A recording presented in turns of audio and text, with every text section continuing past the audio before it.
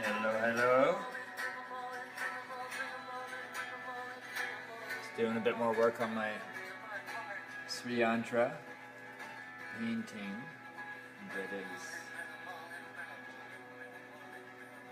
basically doing it on the same board that I did the sand painting.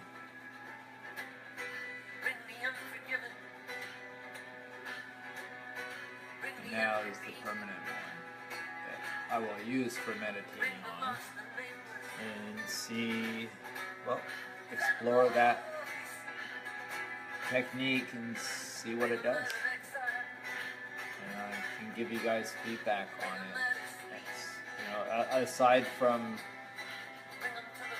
the fair bit of research that I've been doing on the SriYantra, really the only thing that's going to tell me anything is when I sit and meditate on it each day. What comes up or what happens, what changes. But I'm definitely, it's a worthwhile investigation, exploration of a very ancient symbol or tool. They're not really 100% sure what, but they just don't know where it was originated or when. It goes back very far as their recorded history, but they can't pinpoint how far back was it first developed. So they also don't know the original ways of drawing it, the 100% original methods of anything to do with it. There's a lot of, I would say, overlays, which may be completely accurate, or maybe slightly based on what was limitedly known or got lost. I don't really know. It kind of goes all over the place. But overall, the fact that it's can be used as a meditational tool for building or reconnecting to your source, and seems more like an indirect, since abundance comes, the flow of abundance comes with something that this tool does, and it makes you wonder, is this actually directly creating abundance, or is it removing obstacles that would allow the abundance that you would naturally have to flow? It's hard to say, but that's kind of what I thought of when I was reading some of the information on it, and how it's a tool for balancing yourself. And that's what I thought of was, is maybe it's balancing you, and therefore the abundance naturally flows, as opposed to this creating abundance. It's just a subtle difference, but really actually not so subtle when you think about it. Mm-hmm. Like basically they would be two totally different tools if such things both existed. True. Although it resonates with Om. Yeah. So that's interesting. And Om is the sound of creation. Right? It's that frequency of manifestation. Yeah. The cymatics guy, German guy way back in the, 1800s or more, developed this cymatics system of sound exploration and regulation, and the effects of sound in a visual manner, and in this little kind of, his setup, his machines that he puts things through, to get the vibrational frequencies showing up in a pattern according to whatever the sound is. He put in the sound Om through this machine, and interestingly enough, he got a pattern that was almost, it was definitely this piece here, like 100%, and then I don't think there's any proof of, or that there is any pedals per se, but there's a bunch of rings after this piece. So that's kind of fascinating, and if you start piecing all the bits of information that seem to have some credibility, piecing them together, for Raven and I at least, it seems to point to the idea, also just a bit more information there, there are temples that are designed exactly the shape of this, if this was turned on its side, and each one of these was like a step up, almost like a pyramid type of thing, that would come up to a center, and then there's like a core post that is that center dot that's going to be there. It'd be great to build something like that one day. Well, I think that maybe we should just do a big as one a big, outside. like a big art project. Yeah, Yeah, massive. that would be awesome. But everything seems to be pointing towards the idea that this may have also been a device. And this is just the leftover remnants of the diagram of it. But in some way, some sort of three-dimensional device, and there's a few different renditions of theories of how it might have been. But the idea of it being an actual device that did something, I might say, I don't know, direct. You know, and now the idea that we're using the symbol of it, which has its frequencies echoing through it or in some manner, to gain benefit by meditating on it. But it seems that the suggestion that there may have been a device or devices that this came from that were therefore way more powerful, because you'd, I don't know, walk up to it or into it, or you know, maybe it was also a spacecraft for all we know what this thing was. A portal. We talked about or it a being portal that in that sense is a space access yeah, to other dimensions and stuff. Like maybe this was stuck. Well, maybe it was on the ground the way they had it, and then maybe this was a big opening and you leaped into it, or it was a doorway, like you said, and you stepped through. And like, it's just fun to imagine all the possibilities of what it could be. Yeah, it's exciting. I think it's important to exercise the imagination with things like this. And it's, you know, anyone afraid that they're going to go off on a tangent and get caught up in some belief system that traps them, well, that's bullshit, because I think anyone that can use their imagination knows how to use their imagination in a positive way and how not to get caught up in their own dream. And the ones that built Christianity should know well about that, because that's sort of what they got caught up in. It's just building too many structures as part of a spiritual system. You know, which. So talk about what you're doing now with the. Well, I am choosing to more kind of, based on very limited knowledge, you know, compared to what must be out there on SriYantras, but still a bit, some bite-sized pieces of stuff to get me thinking. I'm trying to kind of intuitively develop the effect, because I know I'm going to be staring at this for hours. So number one, what do I want to be staring at? What feels good to be staring at? So it kind of like you might be making a chair, and as you're making the chair, you're sitting in it before it's fully finished, but to just get the feel of it, like, does this feel, you know, before I put all the other work into it, the part that looks good, I want the feeling.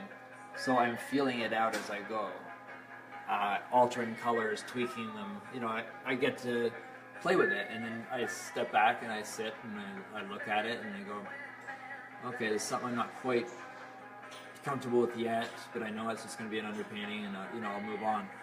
But I'm basically feeling it, stepping back, feeling it, trusting those feelings where it's directing me, and then I'll just do a little bit more. So it's a longer process than if I just jumped right in and knew exactly what I was doing. And I could do that, and it would be a nice piece of art. But this isn't so much a piece of art as it is a meditational device. So I've got to treat it that way. I mean, I could, if I had the luxury of being able to do 10 of these, 10 variations.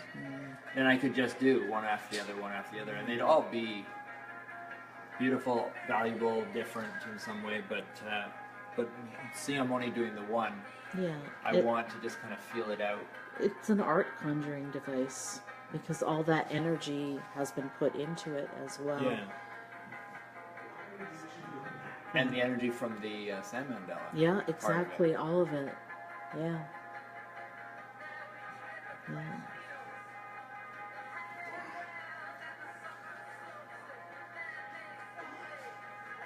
But yeah, I found it quite fascinating, the idea of,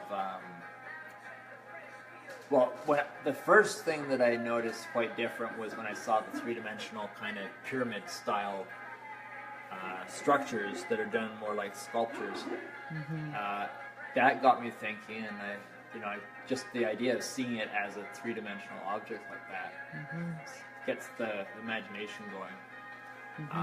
And then it was our friend Manesh who mentioned about, he had come across some stuff about it being compared or related to the, whatever you called it, particle collider. The CERN Hadron thing. Collider. Yeah. Yeah. Like there's a ton of possibilities, theories, and stuff up there. A lot of people are thinking about this.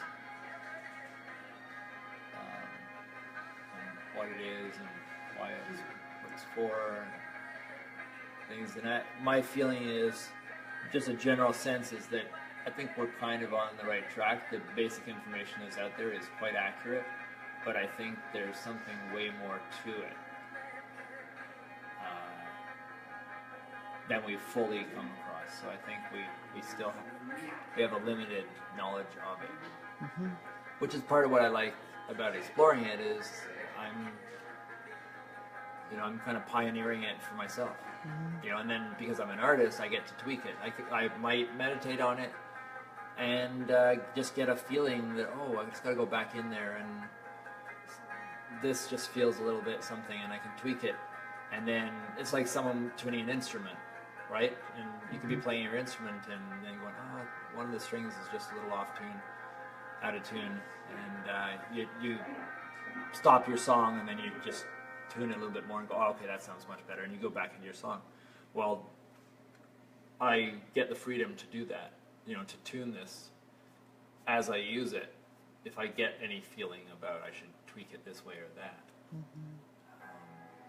So that's kind of fun, because I've done a lot of things that are pleasant to look at for a long time, so kind of meditational tools, but I haven't done one so formal as this.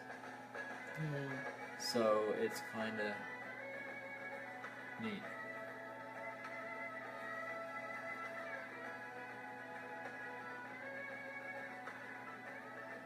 But what I'm working on right now is I'm putting on, it might look like white, but it's actually a very pale yellow, bunch of dots as a layer, and in very specific places. But what I'm working on right now is building up the light that I want emanating from this structure, and I want this central triangle here to be the brightest, and then gradually as it goes down, sort of darken,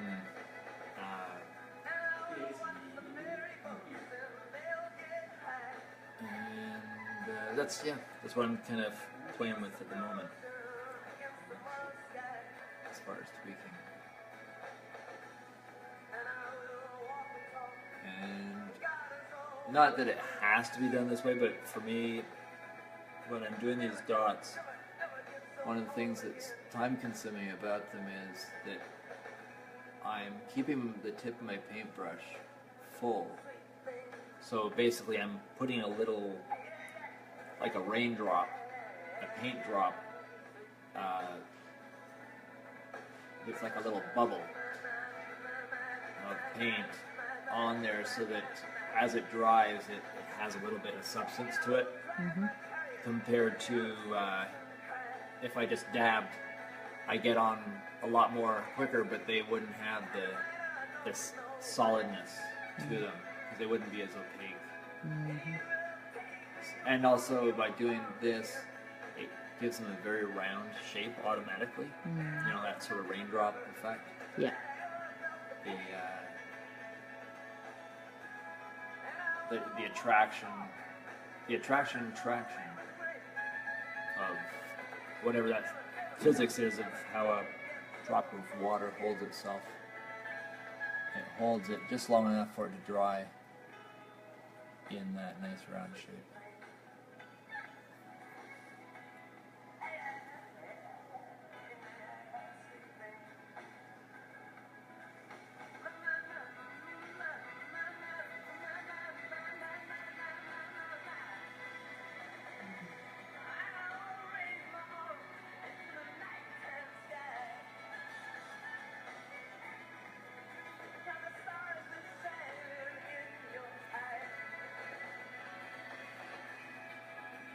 No, I'm gonna have to plug in my phone.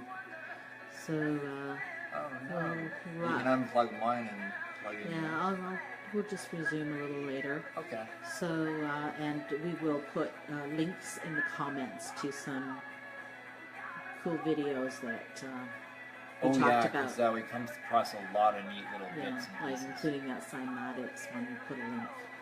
Yeah, and just remember, any information that we're putting up, in any case, it doesn't necessarily mean that's what we have decided to buy into or believe or whatever. I'm just saying this in general.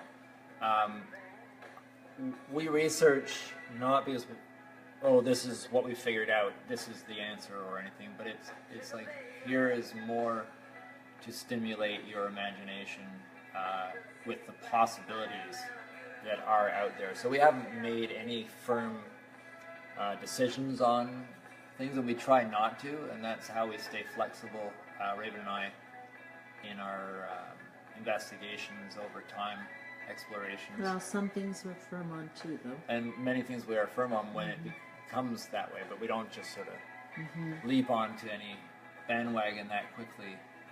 So if we are firm on something, it's because it's been years of not being so firm, and developing and research and feeling things out and living that experience in some way.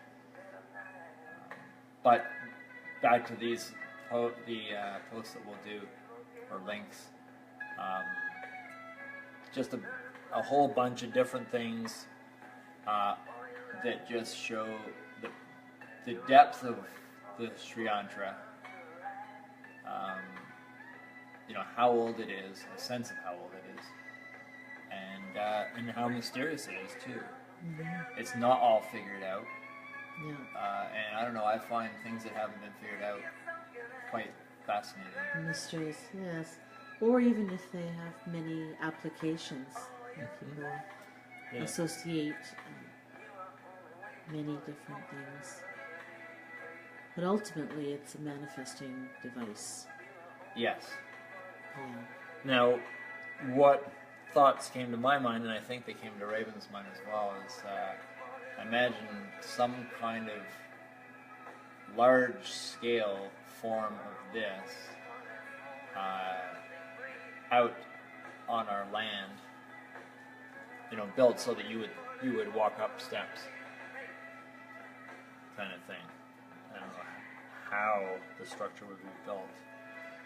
Largely sculpted out of the land that the hill was made, and then, these could be all they could be borders with plants grown in each petal. They could, like to get the colors. You could do it something like that with certain places where you could step to walk up without squishing things or not. I don't know. And how big, it's hard to say. It could be big enough that you can interact with it. Yeah, just hold it in your field of awareness.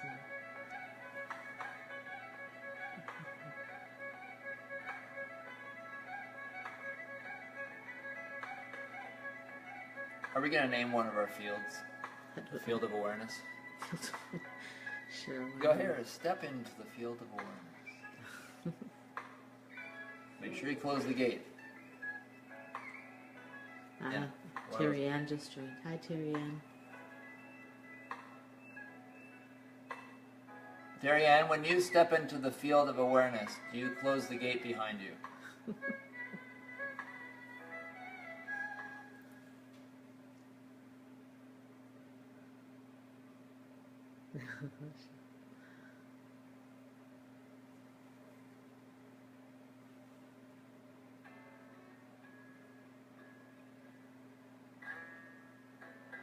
Never. She said she never. Leave it open for others to follow.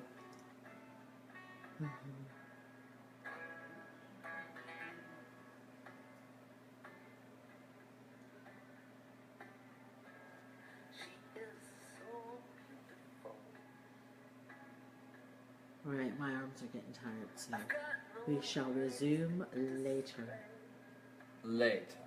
Ciao. Okay, and for sure, Rafe, this Yeah. time? Yeah, We're yeah. going to do another one? Yeah. Okay. Okay.